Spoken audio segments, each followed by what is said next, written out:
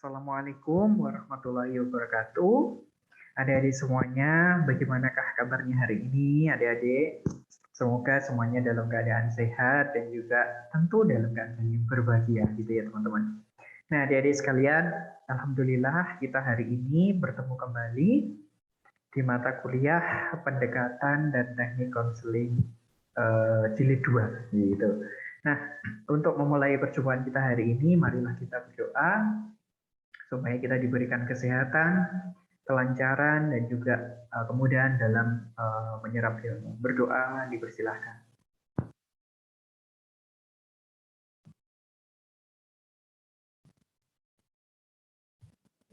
Oke, berdoa bisa dicukupkan. Adik-adik semuanya, hari ini Pak Abi memberikan pengantar pendekatan dan teknik konseling jilid 2. Nah, kenapa perlu saya berikan pengantar ini supaya adik-adik memiliki pemahaman dan juga sekaligus ini merefresh gitu ya pemahaman adik-adik terkait dengan pendekatan dan teknik konseling yang dulu sudah dipelajari pada mata kuliah PDTK jilid 1. Nah, apa yang perlu di refresh kembali oleh adik-adik yaitu adalah mengenai konseling itu sendiri, teman-teman. Jadi harus memahami dulu, di refresh dulu ingatannya terkait dengan konseling, terkait juga dengan pendekatan dan juga tekniknya. Nah, jadi teman-teman, Pak Abi akan memulai dari layanan bimbingan dan konseling. Jadi layanan bimbingan dan konseling itu kan ada dua macam ya, teman-teman. Salah satunya itu adalah layanan bimbingan dan konseling itu layanannya ada banyak gitu ya.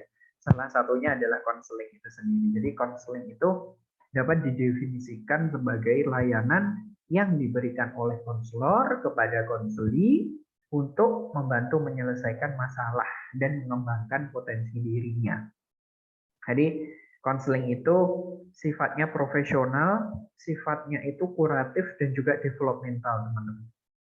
Jadi ada yang sifatnya penyembuhan dan juga ada yang sifatnya itu mengembangkan potensi.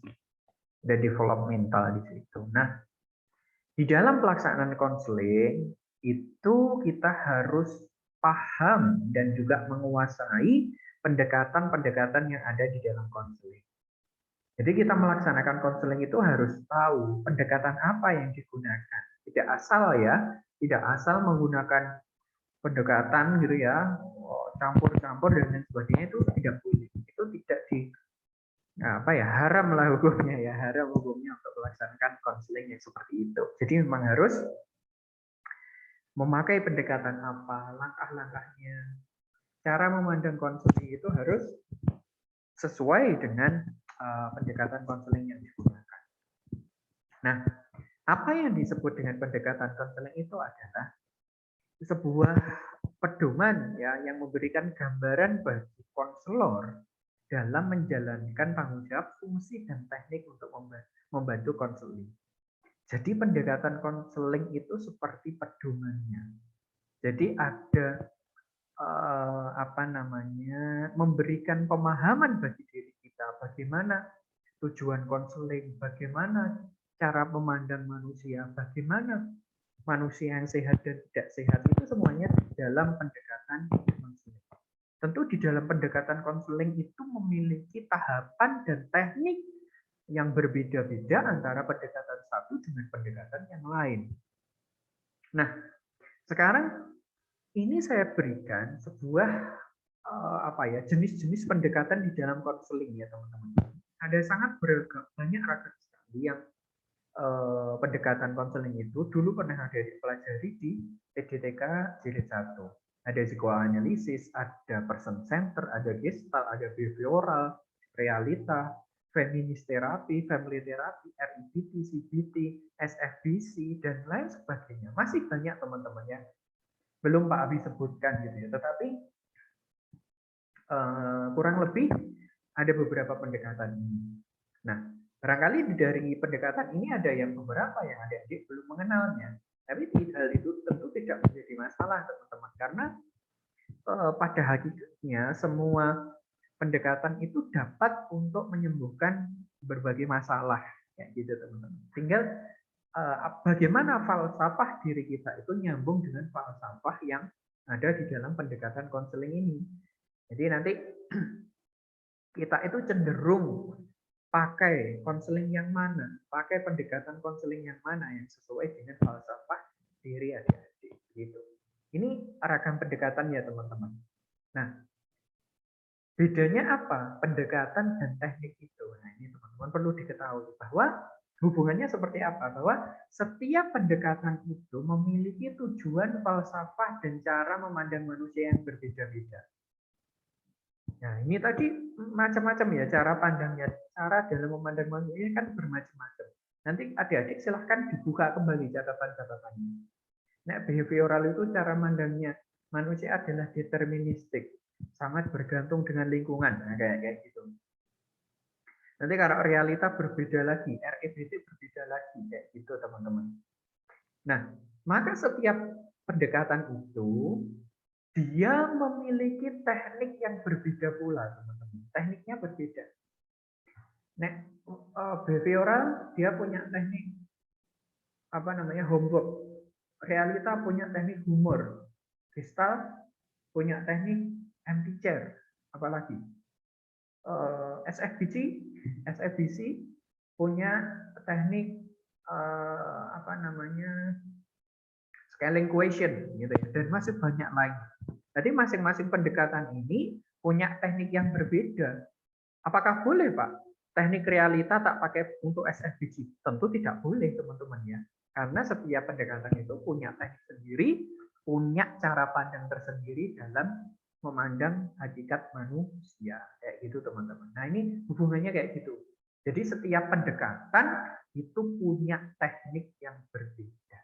Dan tidak boleh dicampur adukan. Itu yang perlu adik-adik tekankan. Selanjutnya, ini bedanya pendekatan dan teknik. Ya. Jadi adik-adik sering sekali bingung. Kalau ditanya tekniknya pakai apa? Anda tadi konseling tekniknya pakai apa? Pakai teknik realita. Loh, teknik kok realita? Realita itu pendekatan, behavioral itu pendekatan, SFBC juga pendekatan teman-teman semuanya. Jadi jangan sampai bingung ya membedakan antara pendekatan dengan teknik. Pendekatan itu ya ini tadi, behavioral, gestalt, CBT, REBT itu pendekatan. Nek berbicara teknik, nah ini teman-teman. Tekniknya apa? Tekniknya adalah token ekonomi, shaping, pembuatan kontrak, modeling, itu semuanya adalah teknik. Jadi kalau ditanya teknik itu jangan sampai bingung dengan pendekatan. Gitu ya teman-teman. Ini perlu adik-adik pahami gitu ya. Ini hal sepele tapi fatal kalau nggak tahu gitu ya. Masa konselor nggak bisa membedakan antara pendekatan dan teknik kayak gitu. Wes, ini saya kira adik-adik paham ya tentang ini. Saya lanjutkan. Nah, apa keuntungan yang diperoleh ketika kita belajar teori konseling? Satu, membantu konselor dalam memahami dan mampu menyelesaikan berbagai masalah konseling. Nah, ketika kita punya berbagai wawasan dan juga keterampilan tentang konseling, tentang pendekatan dan juga tekniknya, maka kita itu ibarat orang akan berperang, itu senjatanya banyak, teman-teman. Tinggal senjata mana yang akan digunakan. Pakai. Kalau orangnya cenderung irasional, berpikirnya irasional, tidak masuk akal. Oh, berarti yang paling tepat ini pakai pendekatan REBT. Oh, ada. Rational Emotive Behavioral Therapy. Misalnya kayak itu teman-teman. Jadi konselor langsung paham gitu ya. Oh, kalau pakai itu berarti senjatanya pakai ini, pendekatannya pakai ini, kayak gitu teman-teman. Meskipun tidak semua masalah yang berhubungan dengan irasional itu harus selalu dengan menggunakan REBT, tidak. Tetapi kalau adik-adik menggunakan itu yang paling tepat pakai itu aja ya. Tapi sebetulnya semua pendekatan bisa digunakan itu. Nah, yang kedua adalah memberikan panduan bagi konselor dalam mendampingi konseli meniti perubahan ke arah yang baik.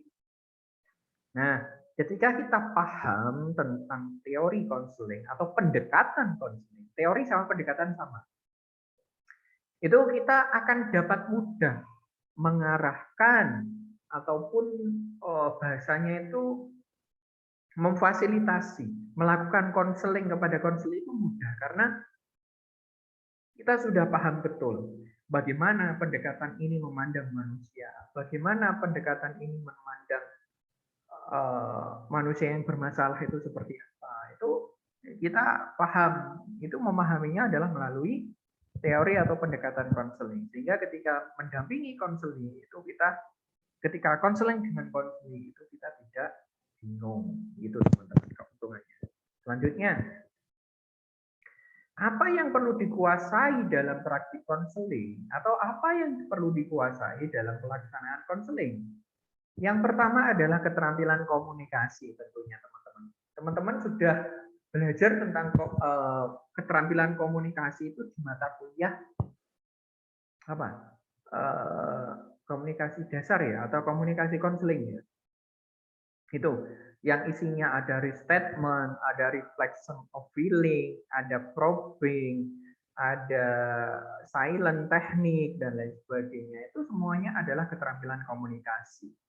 Supaya apa itu dipraktikkan di dalam konseling? Supaya konselor itu tidak bingung akan merespon seperti apa, akan merespon menggunakan teknik apa itu tidak bingung. Supaya zaman itu komunikasinya itu bisa flow, ngalir kayak gitu ya teman-teman ya. Itu gunanya keterampilan komunikasi. Ya masa orang konseling, konselornya hanya merespon baik, ya terima kasih, baik terima kasih ya kan? Jadi tidak enak konselingnya ya kan? Jadi tidak ngalir, jadi tidak genuine kan gitu ya. Nah maka perlu adanya teknik komunikasi. Kadang direspon dengan restatement gitu ya, kadang direspon dengan reflection of feeling kan gitu. Ya saya paham dengan apa yang Anda rasakan gitu ya, misalnya kayak gitu. Itu semuanya dipelajari dalam keterampilan komunikasi. Yang kedua adalah mempraktikkan keterampilan ya pendekatan dan teknik. Jadi harus paham setiap pendekatan itu punya langkah konseling yang berbeda-beda.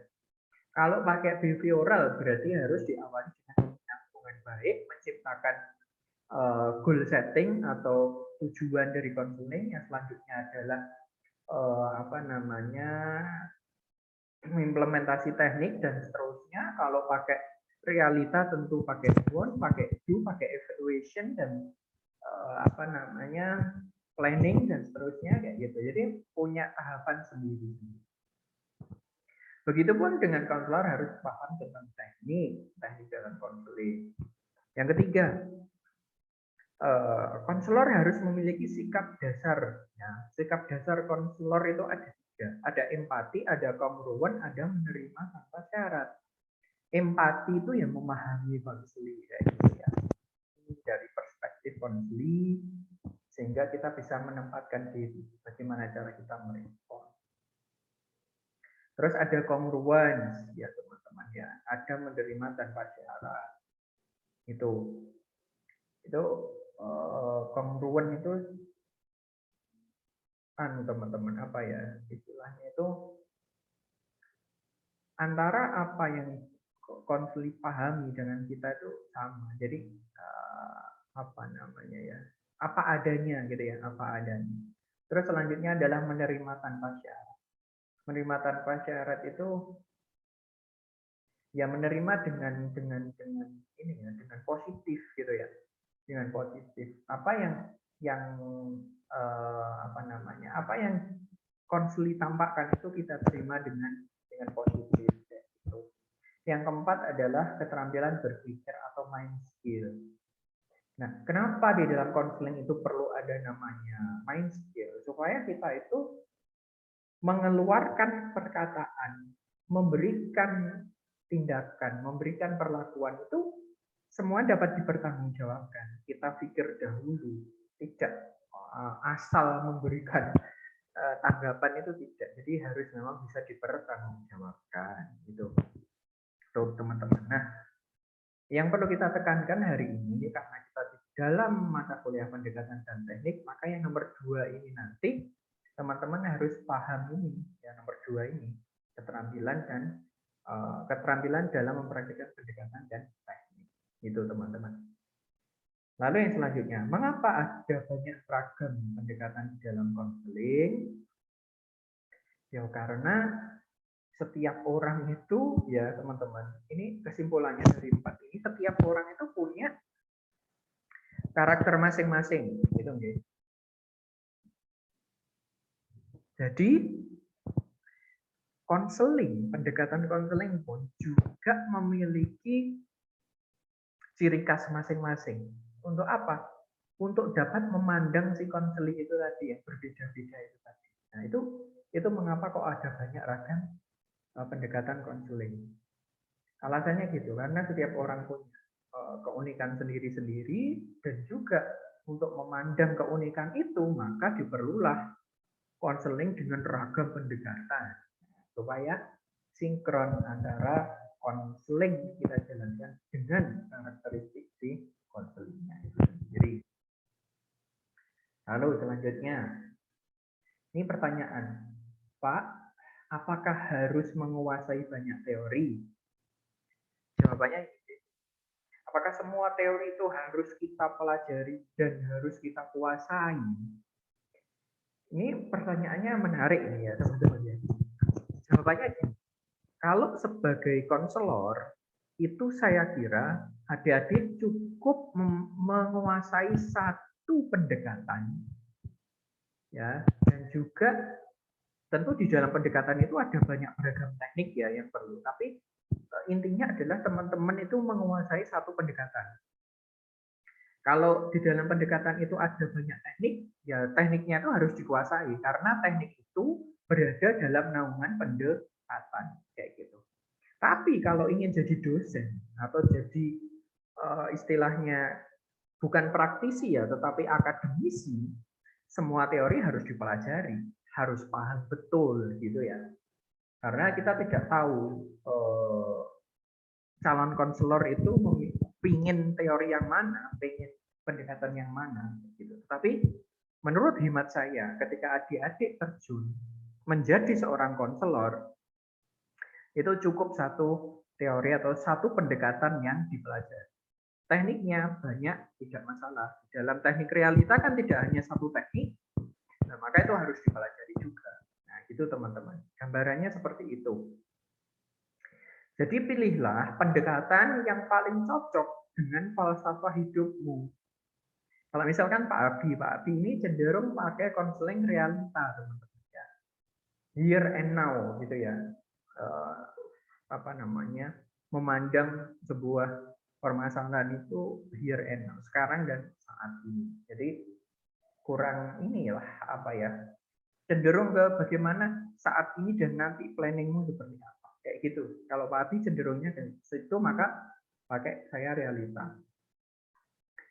Nah, ini kesimpulannya teman-teman. Kesimpulannya adalah pendekatan konseling itu berisi pedoman ya untuk memahami konseling, mengidentifikasi masalah dan menemukan solusi yang terbaik untuk perkembangan hidup yang lebih baik, yang lebih positif. Jadi pendekatan itu kita ibaratkan sebagai pedomannya, kita ibaratkan sebagai jalannya, sebagai relnya kalau kereta ya. Jadi itu akan menuntun kita bagaimana melaksanakan konseling itu secara bertahap kayak gitu ya, dan juga mengaplikasikan teknik yang tepat. Nah, konselor harus memilih salah satu dari pendekatan yang sesuai dengan falsafah hidupnya dan juga menginternalisasi teorinya gitu ya dalam membantu konseling. Artinya konselor harus punya senjata pamungkas gitu ya. Adik-adik menguasai konseling yang mana? Yang behavioral kah, yang gestalt kah, yang person centered kah, yang realita atau yang lain gitu ya. Itu yang perlu adik-adik kuasai. Dan juga nanti teorinya tentu mengikuti pendekatannya. Itu teman-teman, otomatis gini, kalau adik-adik belajar tentang pendekatan tertentu, otomatis adik-adik juga akan mempelajari teknik tertentu pula sesuai dengan pendekatan. Jadi teknik itu harus sesuai dengan pendekatan. Itu yang perlu saya tegaskan untuk adik-adik. Jadi silahkan mulai saat ini meresapi, merenungi konseling, pendekatan konseling apa yang cocok dengan falsafah hidup saya. Itu. Nanti silahkan adik-adik mendalami itu teman-teman ya, supaya adik-adik punya senjata pamungkas. Itu teman-teman yang dapat Pak disampaikan ya. Kalaupun ada pertanyaan, silahkan nanti adik-adik menuliskan pertanyaan itu di kolom Google Form gitu ya teman-teman. Nanti setelah ini saya kirimkan Google Form-nya. Terima kasih, kurang lebihnya mohon maaf. Dipersiapkan ya, minggu depan adik-adik sudah mulai untuk presentasi. Dipersiapkan dengan baik. Dan juga dipersiapkan kuisnya, jangan lupa. Itu teman-teman yang dapat saya sampaikan. Terima kasih, kurang lebihnya mohon maaf. Saya akhiri. Wassalamualaikum warahmatullahi wabarakatuh.